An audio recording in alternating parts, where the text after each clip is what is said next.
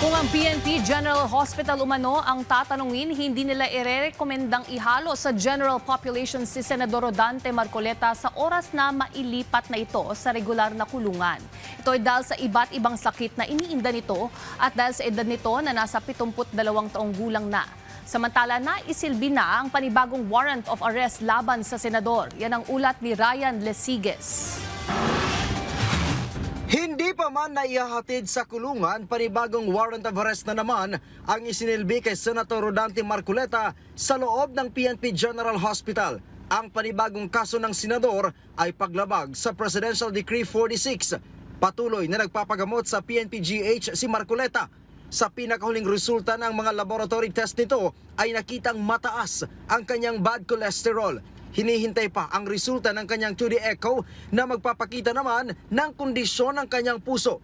Ginagamot naman ang mild pneumonia ng senador. Sabi ni Police Colonel Ben Ali Bayani, ang Chief ng Internal Medicine ng PNP-GH, na kung hihingin ng Sandigan Bayan ang rekomendasyon ng mga doktor ng PNP, mas mainam na huwag ihalo si Marcoleta sa general population sa oras na mailipat na ito sa regular na kulungan. Kung hindi pa po natitreat yung mild pneumonia niya, pwede naman.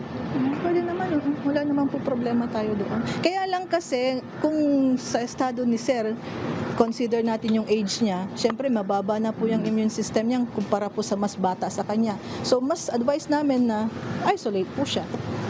So, yun po. Lalo na ngayon, di ba po, merong sa news, merong increasing cases of COVID. So, kailangan po nating bantayan. 72 na po si Senator. Yeah, oo, kung sa marami po. So, hindi po, kung ako po yun, hindi ko advice na isama siya.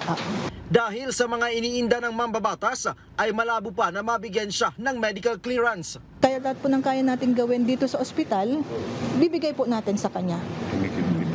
Kasi sa ngayon po, pasyente namin siya ngayon . So, responsibilidad po namin siya ngayon.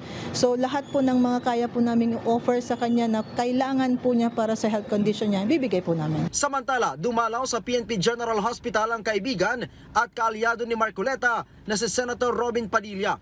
Pasado 2:00 nang dumating sa ospital ang senador, pero hindi na ito nagpaunlak ng panayam sa mga mamamahayag na nakaabang sa labas ng ospital. Ryan Lesiges, para sa Bayan.